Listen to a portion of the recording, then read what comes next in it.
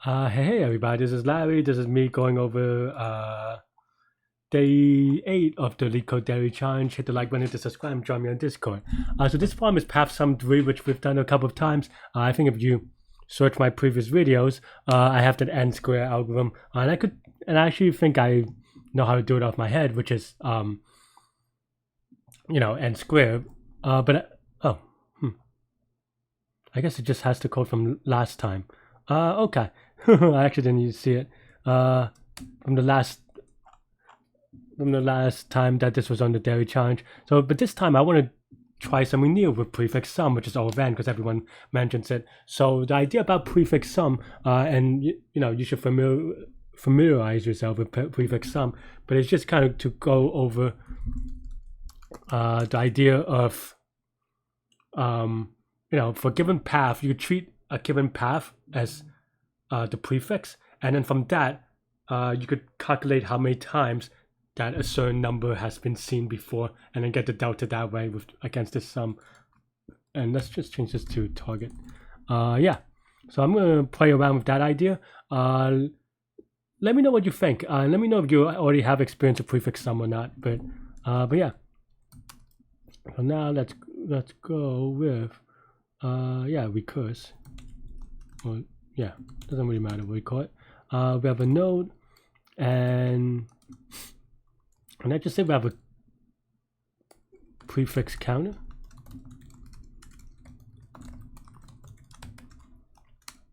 And then we want to do pre-order, I suppose. If node is none, we return. Otherwise, we'll keep track of count. But let's just do a running for the running sum. Otherwise, running sum increment, we add it to the node.value, and then so basically the idea behind prefix sum in a list format is that you have A, B, C, D. So that means that if you're at the running sum is D and you're trying to get minus let's say you're trying to get some subarray C, D, so then this means minus some X is equal to target.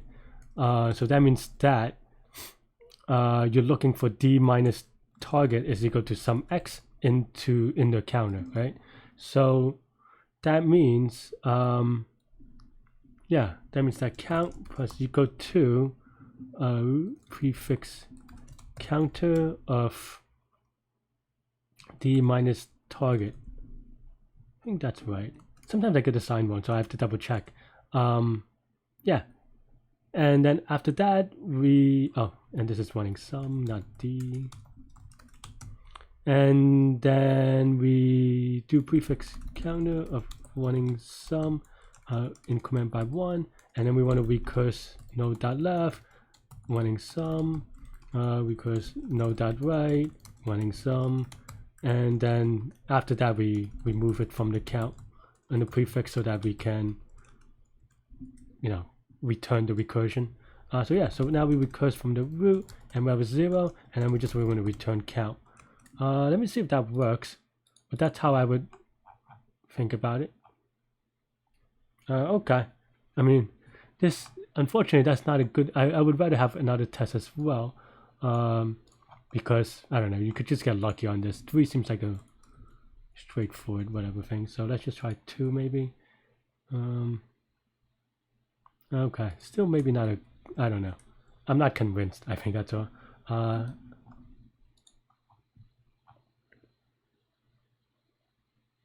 See, there we go. So why is this wrong?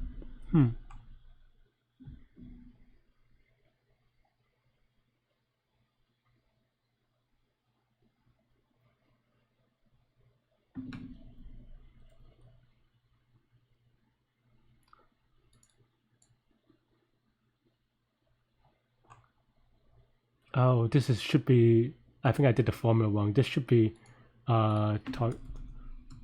maybe, yeah, because I get negative X on the other side. Maybe? That's not true. No, that's not right.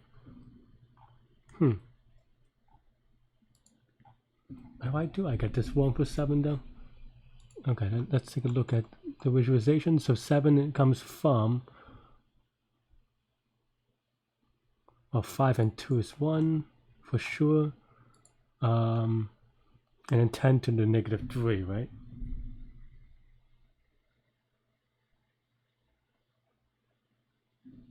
Oh, because I don't count the root. So we do want a prefix of counter of 0 is equal to 1 because that just sets the root. Okay. Okay, so now we can submit. I think I'm feel a little bit more confident. And yeah, and that's it pretty much. What is the running time? So this is O of n time, O of n space, because at most there will be n sums in the prefix sum, and each node is occurring. We only call each node once, and each node will do O of 1 work. Yeah, so this is the prefix sum way of doing it. See if I could do a better explanation. But the idea is that I think I would study the one-dimensional version of the prefix sum and then kind of get an intuition on that. And then once you do that, it's about extending it. And then for me, on this problem, it's about looking at each path from the node to a leaf as a subproblem, if you will, of the prefix sum of like, okay, like on here, your prefix is just from 10, 5, 2, and 1. And this is what this prefix counter does, and we also remove it afterwards so that, because you're popping it off the stack. In this case, it's an implicit stack for recursion. But yeah, cool. That's all for this problem. I hope you enjoyed the linear time solution, and I will see y'all tomorrow. Bye bye.